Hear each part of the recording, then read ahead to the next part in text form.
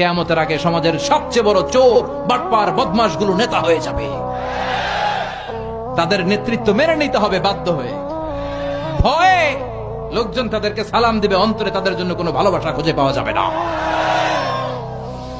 প্রতিটা কথা বিশ্বনবী কেমন যেন বাংলাদেশ দেখে দেখে বলছেন। চিল্লা এখন ঠিক কিনা? আমানাত ওয়াল্লাযীনা হুম লিআমানাতিহিম ওয়া আহদিহিম রাউন।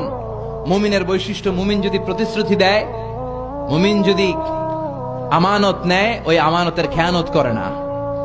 আমানত এটা একটা ব্রড বিষয়। আল্লাহ আমাকে সম্পদ দিয়েছে, এই সম্পদ আমার কাছে আমানত।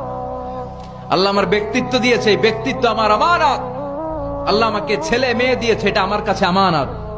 আমার স্ত্রী আমার কাছে আমানত। যিনি মসজিদের ইমাম, পুরো মসজিদটা আপনার কাছে আমানত। যিনি হাই স্কুলের হেডমাস্টার, আপনার পুরো প্রাইমারি স্কুল, আপনার হাই স্কুল আপনার কাছে আমানত। যিনি চেয়ারম্যান, তার কাঁধের উপরে তার এলাকাটা আমানত। যিনি মেম্বার অব দ্য পার্লামেন্ট, পুরো নির্বাচনী এলাকাটা তার কাছে আমানত। যিনি প্রধানমন্ত্রী, পুরো দেশটা তার কাঁধের উপরে আমানত।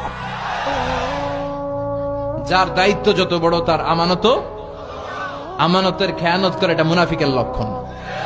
কথা বলেন। বিশ্বনবী বললেন, একটার পর একটা আমানতের খেয়ানত হতে থাকবে সমাজে। আমরা জাহান্নামের দ্বার গোড়ায় চলে এসেছি, কিয়ামতের দ্বার প্রান্তে চলে এসেছি। একটা